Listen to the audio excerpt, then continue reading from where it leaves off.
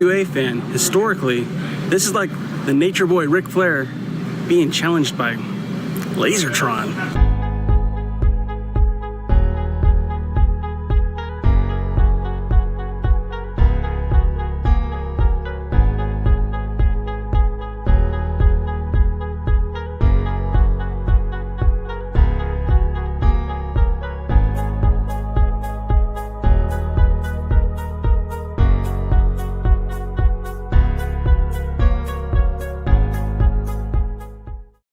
Showtime. It's the pre-party with J. Cal. We are professional wrestling. I'm building an alliance. You are tuned into the absolute top of the mountain, the ultimate professional wrestling. Alliance-wrestling.com. What is up, everybody? How is everyone doing? Hopefully you're having less technical difficulties than I am. This is the pre-party, a presentation of Alliance-Wrestling.com, your number one source for news and information for the National Wrestling Alliance.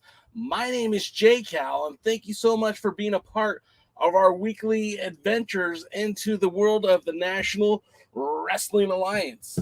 Happy New Year, everyone.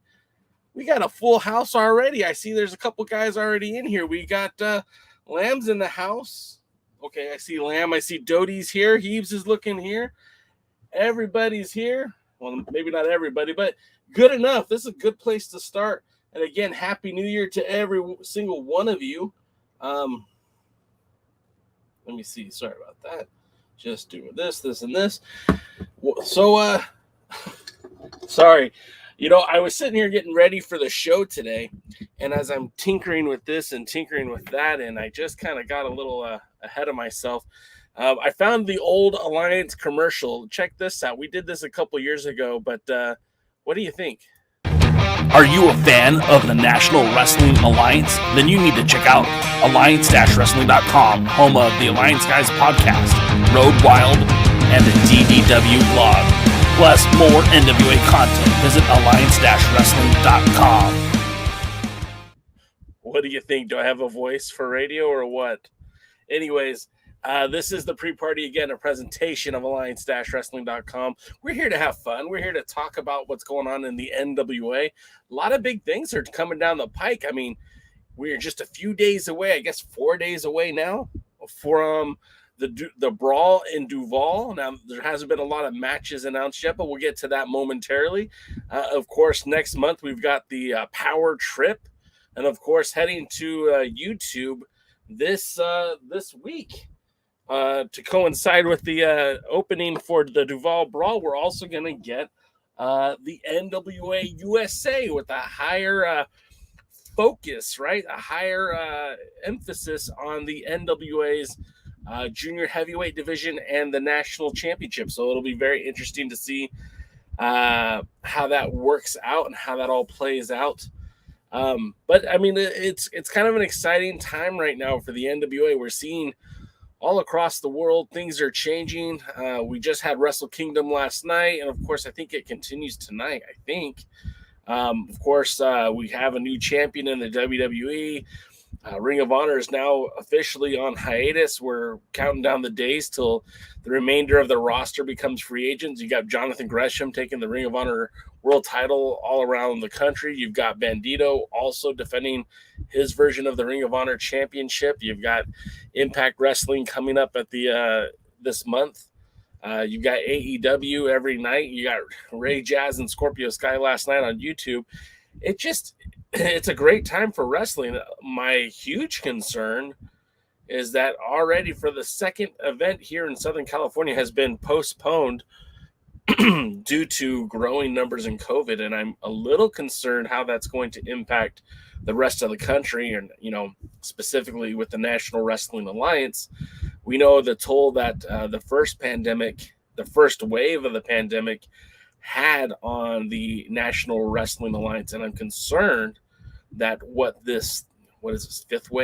fourth wave of COVID, the Omicron variant that's literally shutting things down as we speak, is how that's going to impact the NWA going forward. And hopefully it doesn't.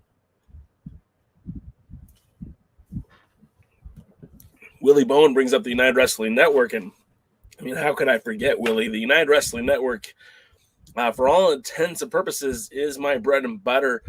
Dave Marquez Productions are currently looking for a new studio for the show Championship Wrestling from Hollywood. I believe that the plan is, and I think Lamb probably knows this better than I do, but I think the plan is to do Championship Wrestling from Memphis, and then also Championship Wrestling from the United Wrestling Network. I do believe that's how it's going to be going forward. And I think that's just how that's supposed to be. Now, Heeb says it's weird how soft the New Japan coverage has been across the board. Yeah, I mean, I remember in years past where people were staying up till midnight, not midnight, but till like 3 a.m. to watch Wrestle Kingdom, and I haven't heard a whole lot about it. I did hear that New Japan in Japan is actually coming to the Access TV, the same station that airs Impact. So that'll be interesting. That was where they were before Anthem purchased Access. So it'll be interesting to see how that plays out. Famously, in an effort to save Impact, Anthem purchased Impact and then subsequently purchased Access TV, making that the sole home of Impact. And at the time, they were also showcasing the women's of wrestling on that channel, as well as New Japan Pro Wrestling. So it'll see how that all plays out down the road here. But now with New Japan back on Access, and they're continuing to have programming available on Fight with the New Japan Strong, as well as on New Japan World, where you can access New Japan Strong and the New Japan from Japan matches. So it'll be interesting to see, again, how this all plays out, because we don't really just know everything just yet. Everything's still a work in progress. So we'll see how that all, like I said, how that all works out. Pardon the interruption. And then, like, the crazy things, right? Like, Jeff Hardy leaving the WWE the way he did. There's rumors that he's going to show up in AEW very, very soon. Was it Tony Storm, who just recently left the WWE in a similar fashion, just didn't show up to the next night, drove home after the show, and it's just wild how things are all changing. You've got all these contracts that are expiring, the 90-day no-compete clauses for guys like Shane Haste, who I'm very excited to see what's next for him, and a lot of the other talent like Keith Lee and Karrion Kross, and seeing where these guys end up. It's going to be very interesting. And of course, Lamb wants to remind everybody that you can't forget about the former world heavyweight champion showing up in Game Changer Wrestling. I saw that our pal Big Chris posted in another forum about would we be okay if Jeff Jarrett returned to the NWA. And the problem with all these people bouncing around is that there's so much stuff going on that it's starting to become redundant, right? When John Moxley showed up in Game Changer Wrestling, it was a pretty big deal. And then when Matt Cardona showed up, it was even a bigger deal, right? It was pretty significant for him being there, and it got a lot of eyeballs on what Game Changer Wrestling is doing. Now that we see Jarrett show up, I don't know that it still has it carries the same magnitude, but it will be interesting again to see just how this stuff is going to pan out. Now, DKM wanted to point out that most southern states haven't had any major shutdowns, and hopefully that continues to happen. Hopefully that continues to be the way it goes, so that the NWA isn't negatively impacted. I mean, we all saw the pay-per-view Hard Times 2, how light that audience looked because of COVID restrictions from the Georgia Public Broadcasting Studio. So it'll be really like I said, all of this is in flux right now. We are like literally 4 days into the new year, and it feels very chaotic. I don't know if that's how you guys feel about it, but I feel like wrestling is more chaotic right now than it has been in quite some time. I do see a few more of you guys have popped in. Rosville's in the house. Willie Bowen, I don't know if I said hi to you earlier. I don't remember. Of course, we've got DKM's in the house, and our good pal, good buddy, Rick from the Pro Wrestling Zone podcast is here. Make sure you subscribe to his channel as well. I love the content that he's putting out. Very, very similar to kind of what we're doing here, talking about the NWA, talking about some of his local wrestling promotions out there in the Northeast. And not only that, but Rick is a great guy. So anytime we can support Rick over here at the Alliance blog, we will. So let's talk about it, right? So January 8th, the Duval Brawl. We wrote about this on alliance-wrestling.com if you guys were able to check it out. But this is it's getting to be closer to the date. And, of course, the main match, the only match that's really been announced, is that the world's heavyweight champion Trevor Murdoch will be defending against Gangrel. We also know that the television champion Tyrus will be there. Of course, the Pope is going to be there. This is kind of his bag. They've also advertised JTG, Jay the God. And then a lot of other people have been coming to the table to be a part of the show. The End will be there. Sal Renaro will be there. Jamie Stanley. Of course, the voice of the National Wrestling Alliance, Joe Galley. Returning to an NWA event for the first time since Empower will be Poyo Del Mar, the manager of champions. She will be there. And of course, the Duval Brawl. If you guys aren't aware of what this is all about, I've heard a lot of people say, well, it's a charity show. It's a charity show. Yes, 100%. That's what this is. And I don't feel like the entire event is going to be airing on Power, although I could be mistaken, because there's going to be quite a new number of new faces for the show. But the Duval Brawl is a concept, is a show that they've been running with the Love Alive charity since 2019. It started off as a summer show, and then in 2020 they moved it to the fall, and then they've done now, this will be the fourth version of the Duval Brawl, and it's gotten so much awareness for the charity. It's helping drive funds for the charity, as well as, you know, what they did for the first episode of the Duval Brawl, the first show, I should say, not episode, is that they gave backpacks away to all the students who were starting school that fall. So the whole point of the charity, the Love Alive charity, is to kind of help the less fortunate. So it's kind of cool to see that the Pope is bringing this goodwill to the NWA. And of course, the ticket prices are based on charitable donations to the Love Alive charity. And I think the real cool thing about it too is like they're showcasing a lot of talents from that local Tampa market in the surrounding areas as well. But they did a show also this summer, not the Duval Brawl, but they called it the Great American Clash.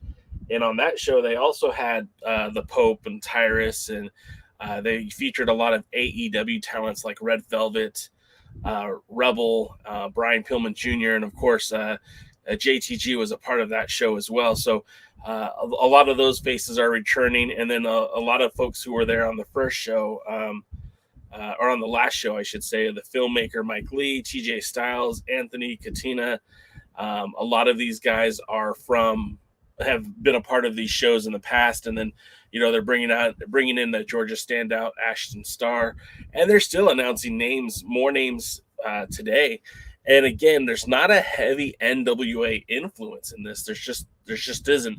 But I don't think that's going to hurt the program. And of course, any show that headlines with the 10 pounds of gold is all right in my book. I just don't know how much of this show is actually going to be featured on Power. I hope it does. You know, I really kind of hope it does, because there's a lot of talent there I haven't seen before. Hey, Thunder Rosa's in the house. That's our pal, Thunder Rosa. She's quite possibly the world's greatest wrestler, and she's tearing it up on AEW every week. It's really cool to see her in the chat. Friend of the show. Her and Brian are just good people. I like them very much. Even if it had nothing to do with wrestling, I would like them both very much. But getting back to this Duval Brawl, I really feel like this is a good look for the NWA, again, because it's tying it to charity. There's going to be a lot of improv. Whoa, let me try that again. The show is going to be there to help the less fortunate. So I think that's really cool, and it's good for the NWA. A lot of new faces will be there. Hopefully we get to see some of them on Power. Nothing wrong with using some guys for one-offs. I just don't know that the NWA is going to dedicate time to those guys. And then on top of that, then you've got that night, or that morning actually, we'll have the NWA USA. And again, I really don't have a schematics of what that show is going to be. From what I heard, we've got Raven on commentary. From my understanding, there'll be a greater emphasis on the junior heavyweight division and an emphasis on the national championship. I think both of which are strongly needed. If you're going to introduce a new division to the NWA, the junior heavyweight division is the right way to go, but I feel like they need to have time to showcase those talents, and hopefully that will be this. And of course, that national title, I really feel like has become the redheaded stepchild of the NWA, because although the title itself is historic in its meaning, you know, the first modern day champion being Willie Mack, the title went from Mack to Cabana, Cabana to Storm, Storm to Cabana, Cabana to Stevens, Stevens to Murdoch, and then Murdoch to Stevens. No, excuse me, not Stevens. Murdoch to Adonis. The title just has been kind of stagnant, and it was so important early on in the Lightning One era, and I feel like it's kind of fallen by the wayside, especially with the advent of the TV title, a greater focus on the tag team titles and the women's tag team division. I think it'll be good for the NWA to have more TV time dedicated to that. So I think that's pretty cool. Again, more of my buddies are here. I see Guardian of Chaos is here. Welcome, Paladins, back in the house. Hey, guys, thank you for being here. Dodie says, the Duval Brawl, when it is actually Pope's produced show and may involve local talents, potentially giving some fresh feel to the NWA show for a while. Looking forward to it. Yeah, you know, the WWE recently changed the name of their weekly models from pay-per-view shows to like what was it? Special events. So, I forgot the name, but they're no longer calling them pay-per-views, which makes sense because you're not purchasing it for the pay-per-view. It's part of your subscription service. So I think it'll be cool to see these kind of shows that the NWA is able to do. Premier live event. Thank you, Len. A premier live event. So this, I feel like the Duval Brawl is more of a premier live event, and that hopefully we get some of those matches available on Power. But like I said, I'm not going to hold my breath on that. Y'all jumping to my rescue. Thanks, Rick. Thanks, Heaves. I do appreciate that. Roswell says, I don't see a set reminder for the NWA USA show. They might not have it up yet. I mean, honestly, you could upload a video to YouTube in about 45 minutes, and you don't really need much advance notice to put a video up. They might still be working on it. They still might be editing it. Just stay tuned. I would imagine that it'll be there soon. Paladin says, yeah, I want to see the NWA back on YouTube. My only concern is, from what I hear about this show, it makes me more excited to watch NWA USA than I am to see NWA Power. On top of that, the fact that they're both being taped in the same venue, the show's going to look very similar. So I don't know how they're going to be able to distinguish it, because if I feel like I'm watching Power, then it doesn't feel as special. I don't know if they're going to have special logos or how they're going to differentiate it, but I am excited for it. I think it's going to be a lot of fun. Our pal Willie says, J Cal, do you think the National Heavyweight Championship challenge will challenge the World's Heavyweight Championship?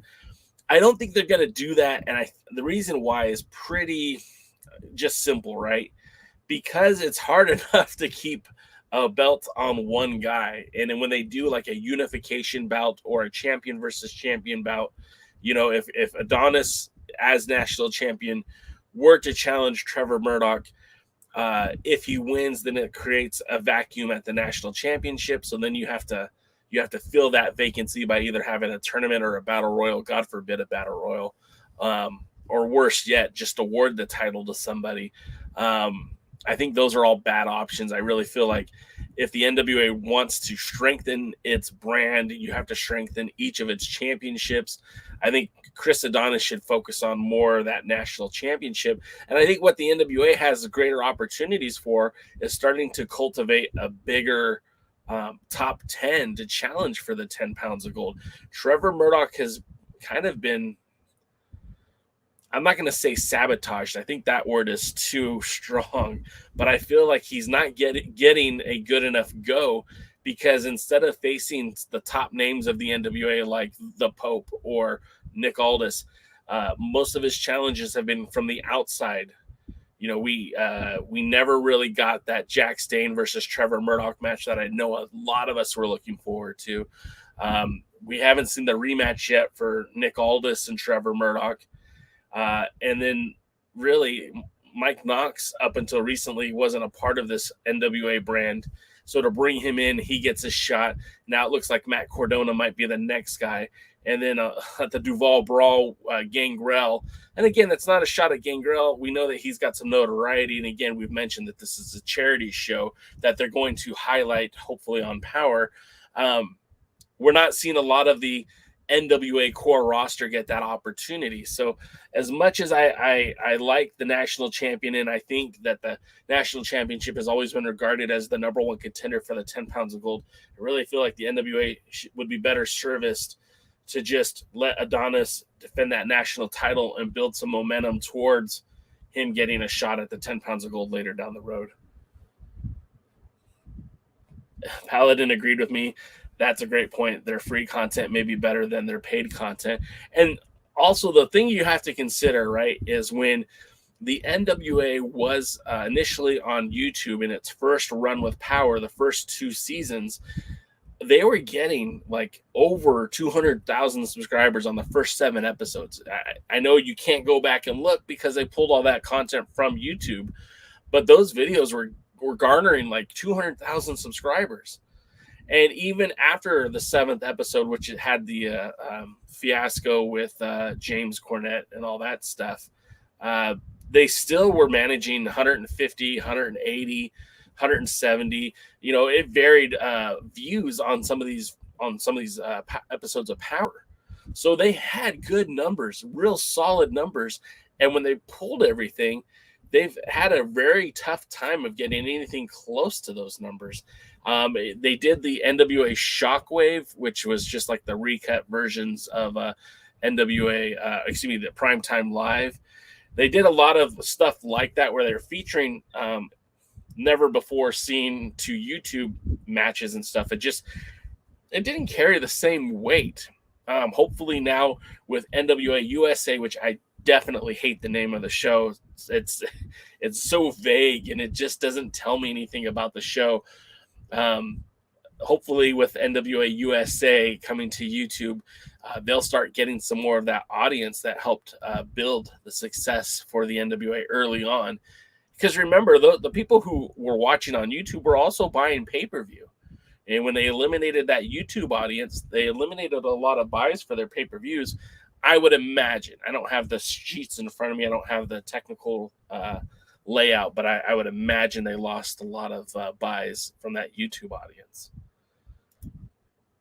Dodie says the Duval Brawl and Power Trip footage probably will use an NWA USA time slot since USA so far only taped 1 night compared to 2 nights of Power. Good point, Dodie. And I don't have a problem with that at all. At all. In fact, I think if it were up to me, if I were in charge of the NWA, I think I would use the live event footage on YouTube and keep Power the way it's been. And I know that might sound counterintuitive, but Power has always been special when it's been in that Georgia Public Broadcasting studio. Now, if they keep moving it around, I guess that's okay. But I really feel like the magic of that show is also in the studio. And when you take it out of the studio, it's something else entirely. By Any Means Necessary was a lot of fun, great show. But I don't feel like that was a Power episode. I don't feel like that should have been a Power episode. I really feel like it's better served to be a premium live event that they offer on YouTube for free. And again, that's goodwill for your audience, because if they're seeing great content there, they're going to look for it elsewhere, including the Tuesday night's Power. DKM says the show has still sucked when they put it in the studio. They just need to put on a better show. I don't care where. I mean, that's a fair sentiment, DK. And if you guys don't know, DK is my co-host on the Alliance Guys podcast, which we do broadcast every Thursday at 8 p.m. Eastern, 5 p.m. Pacific, where we basically talk about the show that you're going to watch tonight on Power. And to DKM's point, the show could always be better. There's a lot of things that we will agree that just haven't been very good with regards to the NWA. But I feel like there was a world of difference when when Power returned to the Atlanta, Georgia Public Broadcasting Studios. I felt it looked so much better than what it looked like in St. Louis. And I know that's going to upset Certified Hustler and what would Luthez do, but it just looked so much better in Atlanta. Paladin says YouTube is a free advertisement. I'm surprised the NWA talent don't do YouTube videos or stream on Twitch to promote themselves. Some of them do, Paladin. I know that Poyle Del Mar is not exclusive to the NWA by any means, nor is she a regular for the brand, but she streams on Twitch.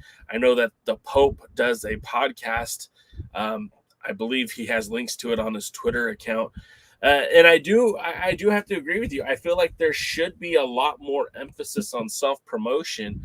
You look at a guy like Zicky Dice, and I know his time with the NWA has been over for quite some time, but the way he's able to promote himself on social media, specifically the way he can promote himself on Twitch, has helped grow his personal brand. And when you use a guy like that in Championship Wrestling from Atlanta or any like variation of the United Wrestling Network, he brings his own audience to the table, which makes him, as far as I'm concerned, a lot more valuable. So when the NWA is looking to do these shows, I mean, if a talent is literally bringing an audience with them, I mean, hell, that's kind of the point why Tyrus is around, right? Because a lot of people say, hey, he's on Fox News holding that red TV title, that beautiful looking belt right there. That's with him on every episode, and it brings awareness to the NWA. So I feel like, again, that's something that should at least play a role. And then Paladin brings up Kamille did it for a little while. Yeah, I think I remember. I think she was even doing cooking recipes or something. But I agree. And then Terry's here. Thank you, Terry, for being here. Yakuza Series Official Generation. Welcome to the podcast, man. I don't think I've ever seen you on here before. Woke Wrestling Entertainment by the WWE. Wokeism Wrestling Entertainment by the WWE. All right, man. Cool. I'm all about wrestling just being wrestling. Of course, I want wrestling to be all inclusive. I want everyone to feel welcomed while watching wrestling from all aspects of life. And I don't care if you're a potato or a human being or all points in between. If you enjoy pro wrestling, then brother, come and check it out. There's lots of good stuff out here, including the NWA, including all kinds of other things. So yeah.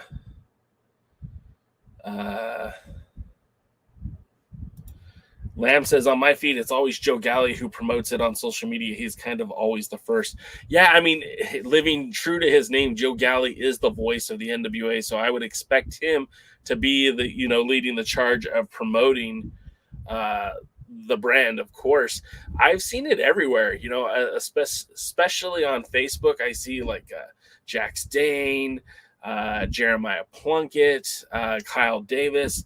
I see a lot of them promoting the NWA brand, especially when shows are coming up. So I always see it there. It's pretty cool. But like I said, or like Paladin suggested earlier, if I had my own successful podcast or Twitch streaming or vlogs, I mean, he even brings up the point here where Thunder Rosa, our pal who was here just a few minutes ago, she does a ton of vlogs. Yeah, she has a taco vlog now. And I mean, she's eating tacos with Mick Foley, which is crazy in and of itself. If you know Thunder Rosa's story and how she came up in the business, and the fact that now in 2021, now 2022, she's eating tacos with the hardcore legend Mick Foley. I mean, that's just pretty awesome. That in and of itself is pretty damn cool. But the fact that she can use that vehicle, that platform, to promote not only whatever Mission Pro is doing, but also what AEW is doing, and that's awesome. That's definitely the way to do it. I can't stress that enough, that Paladin, I agree with you. I think more people should be doing it. I think it would be better for everyone involved if they did it. I mean, that's kind of why we're doing this right here. You guys wanted to, I wanted to talk NWA with you guys, and you guys are here doing it with me. It's pretty cool. Certified Hustlers in the house. What's up, Hustler? Scooby says the talent can do their own self-promotion, but who knows what info is given to the talent from management. That's another solid point that Scoob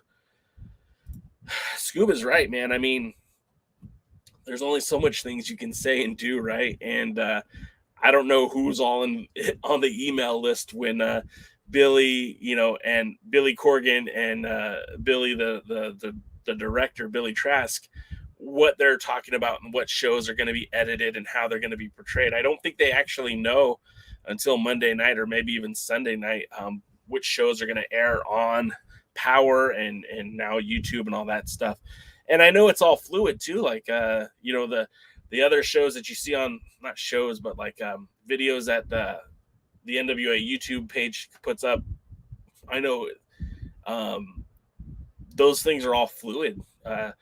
Hey, there's a match that's happening this week on Power. Well, okay, let's show the match from 2 months ago on the pay-per-view or something along those lines. So it's all pretty cool. But we talked about the Duval Brawl. We're talking about self-promotion for talent. I think the other thing to talk about is this Power Trip that's happening in Oak Grove, Kentucky. The next tried and true pro wrestling partnership with the NWA. I know tickets are on sale now at NWATix.com. I was just about to ask, is anyone going to a Power Trip? And Certified Hustler says he's going to be there, which means, you'll get some more excellent content from the Hustler out there talking to some of the NWA faithful. I'm kind of curious as to what kind of show this is going to be because, by any means necessary was built on the backs of Jack Dane versus Crimson Mayweather. Why can't I think of his name? Anthony Mayweather and Jack Dane. It was built on their feud, on their rivalry in the steel cage. I don't know what this is going to be built on. And as far as we know, there hasn't been an actual number one contender named for the World's Heavyweight Championship. I mean, tonight we've got the tag team champions teaming up with Homicide to take on the End and Jack Dane. So we don't have like a clear-cut number one contender for the tag titles. We don't know if there will be a junior heavyweight champion for this show. We don't know anything yet. It's a month away. So I guess it's just a hurry up, wait and see type thing. But I'm very excited that the NWA is out at these live events. Like I said earlier in the show, I don't know how things are going to work with COVID. I mean, it's shutting down events here in Southern California, but like DKM pointed out, so far Southern states seem to be open and free. So we'll see how this all pans out. But, knocking on wood, I'm really hoping that there is no complications from the pandemic for these upcoming shows. We still haven't heard an official announcement with regards to the Crockett Cup. They did say on tonight's episode that there will be some special news. I don't know what that is. What do you guys think? What's the special news that's coming up tonight? We'll see. Our pal Devin K. Mercer says the World Junior Heavyweight Champion that's supposed to be decided on the next pay-per-view. Yeah, well, DKM, as you know, and I, that everything is in flux, right? I mean, they said that they would announce it at the next pay-per-view, but they still haven't even announced the next pay-per-view. And that's something we talked about on the Alliance Guys podcast last Thursday. So we don't know. exactly how things are going to play out, but I mean, they could have the finals at POWERRR Trip for all we know. Paladin says COVID doesn't have to affect anything. AEW and WWE kept running while the NWA was shut down for 10 months. Well, Paladin, I mean, there's a couple of points here that we could talk about, and I won't go too far into anything, but remember that WWE did more or less shut down live events. Their tapings at the the Thunderdome. They had monitors representing audience members. It did affect the business quite a bit. We know that Ring of Honor continued to tape empty arena shows. That might have been detrimental to their success, considering the fact that they are now on indefinite hiatus. Gary Horn says next pay-per-view is Crockett Cup. Great, Gary, but when? When is that announcement going to be made? By the way, I love you, Gary. With that being said, COVID could affect these things. Will it? I don't know. But could it? Yes, it could. Very much it could. Paladin points out that Ring of Honor was shut down for 18 months. Yeah, I mean, it was, right? It was. The NWA was shut down for 10 months. A lot of other promotions took an E as well, but were able to bounce back. So it's just one of those things. We don't really know what is going to happen, and you have to be leery of any plans that are made because, again, things could change like that.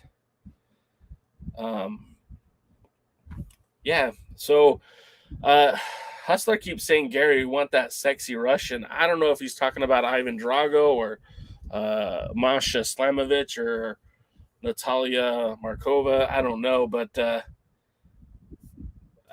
okay.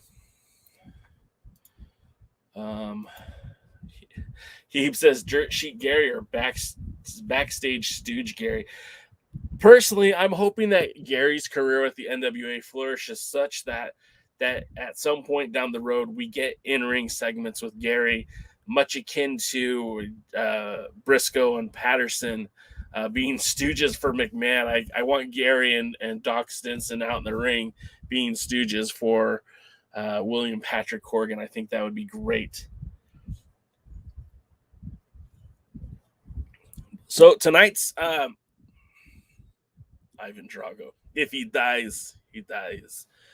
Tonight's event, of course, POWERRR. This is we're in a new season because, of course, we get a new season every time there's a new pay-per-view. Season 7, episode 3, which is, again, kind of a little bit misleading because have we had that many episodes? Really? Doesn't feel like it. We're going to have Kamille in action. She teams with, who is it she's teaming with? I had it here a minute ago. Kamille teams with Missa Kate to take on the team of Kylie Ray and Tootie Lynn. This is the second time that Kylie Ray and Tootie Lynn have teamed up together. Of course, they were initially supposed to be teaming together by Any Means Necessary. That didn't pan out, but they did team together at Hard Times 2 as part of that four-way women's tag team match. Missa Kate stepped in to team with Natalia Markova, who was supposed to be teaming with Lady Frost. However, Lady Frost was under the weather, so Missa Kate made her debut for the NWA there. Relatively new to the Squared Circle. Her first match was back in 2018 in Chicago, Illinois. And it seems like she's a Chicago, Illinois native, so we'll see more of her, hopefully, as it goes, more of her in the NWA. But it's just kind of interesting to see such a young talent coming to the NWA. Also from that Midwest background that I know kind of appeals to Billy Corgan. A lot of his talents in the NWA had come from that Chicago area. Other matches that are scheduled for tonight is Paola Blaze and Natalia Markova. Like the last time we saw Paola Blaze, she was basically running away from genocide. The tag team pretty much deteriorated, and Natalia Markova, again, making her return to power. We also have in action the aforementioned La Rebellion, which I think is starting to become problematic that these guys haven't defended the tag titles very much. I think they had that one defense against Hawkari at the against the End at the pay-per-view, and then they really haven't defended the titles since. And it's radically different from Team Hex, who have taken their NWA Women Tag Team titles and defended them in Ring of Honor, have defended them in Shimmer, have defended the titles all over. And you have this excellent tag team who are really just wrestling all over the world, and they're not really getting that exposure. They're not taking the titles and defending them. It's cool that I was there in Mexico. I was there when they brought the titles out, but they haven't defended those belts in Mexico. They haven't defended the belts in Puerto Rico. They've won more championship. They are the Crash Tag Team champions, but again, I would feel a lot better about them as tag team champions if they were defending those belts. And so far, they haven't really had too many opportunities to. They've had the opportunities, but they just haven't had those belts defended. As such, getting back to your comments, Gary says, March is all we know. I think that you're trying to get through POWERRR Trip. Hey, just think, 6 months ago, we were wishing they'd announce shows more than 2 weeks out. Gary, you're absolutely right. And I do, we did talk about that a lot on the final episode of the Alliance Guys podcast of 2021, whereas the NWA legitimately ran last year 6 live events, not including television tapings. And that's such a huge step forward from even what they did in 2019. We need to celebrate the growth of the NWA, and they are moving forward in a positive direction. We aren't getting the cards as quickly as J-Cal would like, but that doesn't mean that they have progressively gotten quicker and better about giving the show information out sooner. I can't complain about that. Hard Times 2 had that event information out pretty quick. And I feel like hopefully the NWA will continue to do so as we get closer to the March pay-per-view, as long as that's still on board, as long as it's a Crockett Cup. I think everyone's excited about it, but it would be nice to have more information so that we could plan. Your boy Jay wants to be at Crockett Cup 2022, but I need to have a schedule, man. I can't just show up. Gary says, I'll have to start wearing a suit if I go to the studio. Gary, you look good in a suit, man. Look, you're boys with Nick Aldis. Have him get you outfitted in one of his nice Aldis collections. Heebs points out that Kylie Ray trained Missa Kate. That's great. I didn't know that. Certified, you keep talking about the Von Erichs, but I don't know if that's going to happen, man. And, I wouldn't hate it. I wouldn't even dislike it, honestly. Marshall Von Erich and I always forget the other Von Erich. If they could come, that'd be great, but I just don't know if that's going to happen. And Gary says Markova hits hard. Paola going to want Genocide around.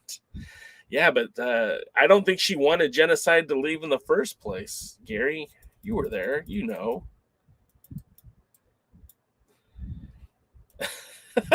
Eves, you're right. I am needy. And I'm also wanty. And I wanty a good show. And I'm needy all the details. You guys are funny. And Ron, my boy Ron Gibson, you guys, he's my guy. And he says, give your boy J-Cal a thumbs up, subscribe, like, follow, all that good stuff. I need it. Willie says, when will Jordan Clearwater wrestle Chris Dickinson for the United Wrestling Network? I think you mean World Championship, because remember, Jordan Cruz is United Wrestling Network Heritage Champion. Papo Esco is United Wrestling Network TV Champion, but your current reigning and defending World Champion is Chris Dickinson, who unfortunately was injured towards the end of 2021 and is on the road to recovery. I did ask David Marquez if there would be an interim champion crowned, or if they would strip Chris of the title, and he said no to both of those. So when will that happen? Well, not until we hear that Chris Dickinson's okay. But as of right now, United Wrestling Network hasn't even taped any new footage for 2022, and I don't know when they plan to do so. Paladin is requesting that he gets unbooked or unbanned. So yeah, you guys are all doing it. You guys are all talking amongst yourselves. So we got 15 minutes to POWERRR. And I'm curious as to what you guys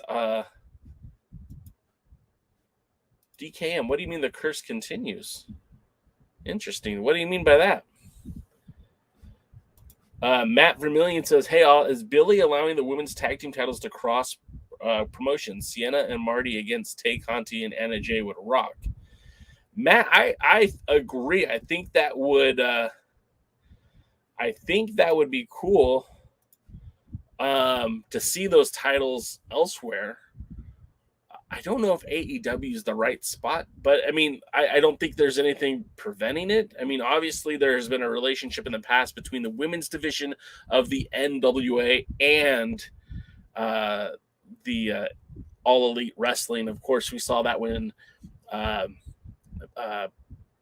legit Layla Hirsch came to Empower. Of course, we also said Red Velvet and a few other gals from the AEW show up in the NWA, the least of which is Kiera Hogan, still making appearances for the NWA. So I'm not exactly sure where that all stands, but I wouldn't have a problem with it. I think that'd be pretty cool.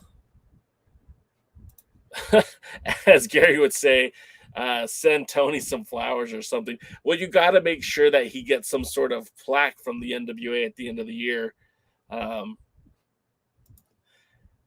And then DKM says the UWN World Championship took him forever to fill it, and then the champion gets injured right away. And the worst thing about that, DK, is that Dickinson was injured in a New Japan Strong Ring. It wasn't even for a United Wrestling Network match, so that I'm sure that hurts a little bit. Willie Bone wants to point out that Tyrish needs to defend his buffet banquet heavyweight championship. Tyrus does need to defend that TV title. And I would like to see that against somebody other than that inner circle that he's working with. I don't want Marche Rocket to be a part of that or Jordan Clearwater. Let's get a legitimate challenger in there. Maybe somebody, really anybody. There's a lot of guys on the roster that would work. Our buddy Ron sticking up for Championship Wrestling from Hollywood and Dave Marquez. We all know that Chris Dickinson will be fine, but even Dave will tell you, man, that belt's cursed. It's the worst damn luck. When they were trying to crown that champion, and they've been trying to do that for a long time. It's not just since 2020 or 2019. They've been trying to make a United Wrestling Network world champion since probably like 2012, 2013, when the NWA and the Championship Wrestling from Hollywood split. That was what created the invention of the United Wrestling Network. And Dave at the time was trying to unite a lot of the promotions who were no longer associated with the NWA. And of course, it was mostly his affiliates of the NWA at the time. So promotions like Utah Championship Wrestling Zero. There was Rising Phoenix Wrestling in Arizona. There was, who else was there? There was a couple of different promotions in Southern California like SoCal Pro, Empire Wrestling Federation, Pro Wrestling Revolution, Alternative Wrestling Show. Of course, all that kind of went by the wayside. They replanned, they reconfigured the Championship Wrestling from Hollywood model. They laid it out in Arizona. They tried to get it off the ground in Texas twice. It just didn't stick. They did it twice in Arizona. It didn't stick. It stuck the second time. Of course, Memphis is a creation unto itself. Atlanta was relatively recent. They've had a lot of connections with wrestling promotions in the past, but it feels like the United Wrestling Network, as it is today, is just Championship Wrestling from Hollywood, Championship Wrestling from Atlanta, Championship Wrestling from Memphis, and Championship Wrestling from Arizona. How all that plays out, we'll see here in 2022, and hopefully that Dickinson will be out there defending the title again very, very, very, very soon. But Ron, yeah, it's been cursed. I mean, so initially Marquez was going to make Finn Balor, who used to go by Fergal Devitt, a former NWA British Commonwealth champion, was going to be the first United Wrestling Network world champion. Then there was talk that Nakamura, Shinsuke Nakamura, who before he signed with the WWE was looking at other options outside of New Japan Pro Wrestling. Of course, the rumors about Carl the Machine Gun Anderson, and there's been quite a few names connected to that title that just never manifested in a way that would have worked for the NWA, but it would have been very, very cool had any of those worked out. Hustler says Murdoch versus Kingston soon. Book it. Hey man, from your lips to God's ears, like I'm ready to see it. Kingston is a tough dude. Is he tougher than our world's heavyweight champion Trevor Murdoch? I'm not sure. And to quote Trevor Murdoch's T-shirt, everyone's a tough guy until they meet a tough guy. I would absolutely love to see that match, and I'm sure it'd be hard hitting. I'm sure it'd be a lot of fun. Gary says, FYI, NWA is now the MCU. Stinger after the credits tonight. Oh boy, Stinger. Woohoo! That should be fun. Matt Vermillion, I like your thinking. Johnny Gargano in the NWA. This is not a shot at the NWA at all. It's not, because William Patrick Corgan is an independent wrestling promoter, but he does not have the resources that somebody like Tony Khan would have. He doesn't have the resources that the WWE has. There would be so much money left on the table if Johnny Gargano were to come to the NWA. And I'm not saying that he wouldn't be a perfect fit for the NWA. I'm not saying that he wouldn't have some great matches in the NWA, but there'd be so much money left on the table. He would be doing his family a disservice. And again, I'm not trying to be that guy, but when you're a guy like Johnny Gargano and basically you have a sweetheart of a deal in the WWE, if you choose to go back, you have an opportunity to go to AEW, you know, you can go anywhere. Really, Gargano has basically a free pass to go anywhere he wants. I don't see him coming back to the NWA, or coming to the NWA, I should say. I just don't. So, I mean, as much as I would like it, I don't see it happening. Willie Bowen says Charlie Haas would be a great addition to the NWA Power roster. Absolutely, he would. I definitely feel like he would be a very much a guy who could be groomed for an opportunity at the 10 pounds of gold. I mean, he has name recognition. He has value. He's been holding it down between SWE Fury and the new world class that's out there. I would love to see him get an opportunity in the NWA. We did a podcast with Charlie Haas years ago when he challenged Adam Pearce for the 10 pounds of gold. Definitely would like to see him get an opportunity again. And Trevor Murdoch, I think, is the right champion to face somebody like Charlie Haas. It just does it make sense for Charlie Haas? Does it make sense for the NWA? Again, what we were talking about earlier, there's so many guys on the roster that I don't want to be overlooked just to grab the next free agent, the next big name. I feel like the NWA has an opportunity to make that big name, to make that next big name kind of guy. So I'd rather see that. The Guardian of Chaos says that Kamille versus Megasus Meg Bane is a matchup we should all be looking forward to. I'm not very familiar with Megasus Meg Bane, so maybe I should check that out. But one of the things that I really have been enjoying about Camille's run as Women's World Champion is she certainly has kicked down the door in terms of defending her title anywhere and everywhere. I mean, she was supposed to go to the United Kingdom before COVID got real bad last summer. She's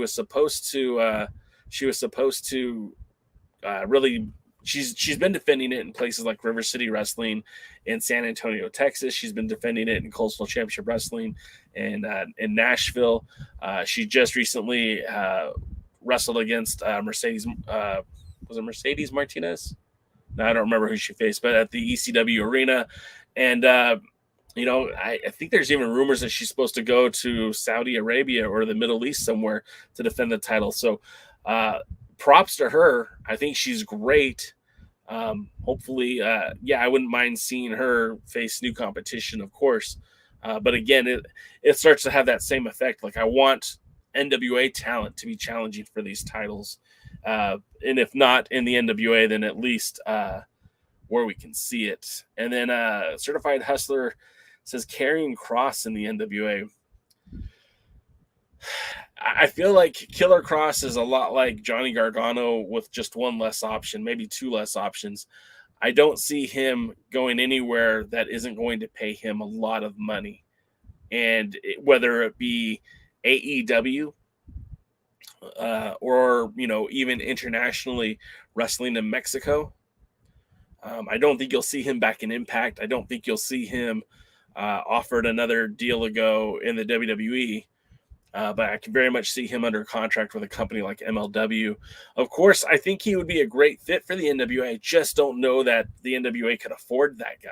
And again, how much money is he leaving on the table to pick the NWA over AEW or MLW or Impact or any, number of wrestling promotions? Maybe he just goes to Japan. Maybe he goes to New Japan. Maybe he goes to Pro Wrestling Noah. I just feel like there's a lot of money that'll be left on the table for him to walk away. Ron Gibson wants Curtis Axel in the NWA. I think he would be another good guy that, of course, these guys that are coming, I don't want them to just be pushed to the front, but a guy like Curtis Axel could certainly spend some time in the NWA. He fits that model of that 6'4", 250-pound dude, 260-pound dude. I definitely would like to see Curtis Axel in the NWA. But only under the right set of circumstances. Like, I don't think he's the guy that you just point into the title picture immediately. Maybe the national title. Maybe he works his way up. But nothing. I wouldn't want him to get pushed right away. Paladin says, I thought SWE Fury shut down. It did. That's a very complicated question that I don't have the answers for. I know our pal DKM is more on top of the situation, but essentially it's on hiatus, but the champion is still defending as part of the new world-class company. I don't know all the details on that, but I know he's defended that title a few times. Ron says, I saw Meg Bain on Monday on AEW Dark. Good entrance, good gimmick, but she needs a little more seasoning in my opinion. That's a very honest answer. That Matt Vermillion says, honest question, should the NWA 10 pounds of gold become 20 pounds of gold? I like the tradition, but bigger belts for the top title are the norm now. Matt, I hear you. I do. But there's something so romantic about that 10 pounds of gold that I wouldn't want to change. And I know it's very what's the word I'm looking for? Advantageous for companies to have bigger and bigger belts that have such significance. I mean, hell, even our pal NWA Gold, who is running the best of the best belts on Instagram on his stories, the big gold belt won for the best NWA title. And I get it, but the 10 pounds of gold is synonymous with the National Wrestling Alliance. When you see that belt, you instantly think of Ric Flair, Dusty Rhodes, Harley Race, Sting, AJ Styles, Jeff Jarrett, Raven, Rhino, Rob Conway, Adam Pearce, Brent Albright, Blue Demon Jr., Tim Storm, Nick Aldis, Cody. I can't see another belt replacing that. I mean, it's literally the biggest star in the NWA. It's got the most face value, the most recognition, and I would not do anything to take away from that.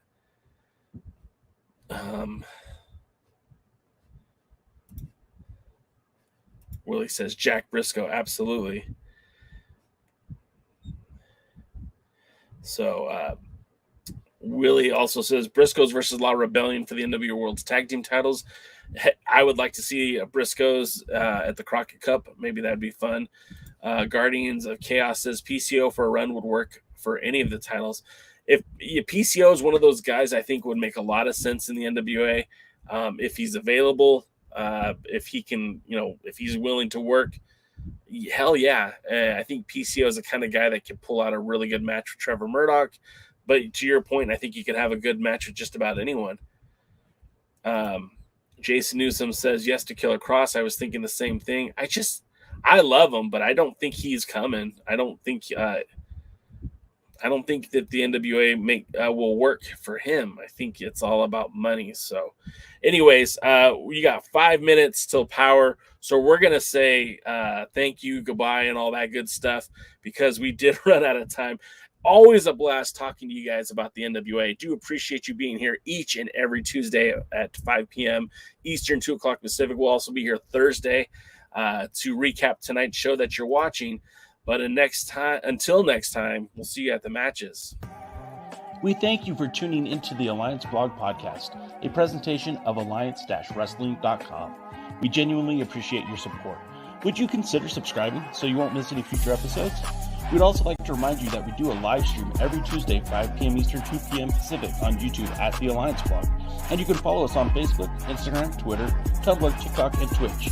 Until next time, we are The Alliance.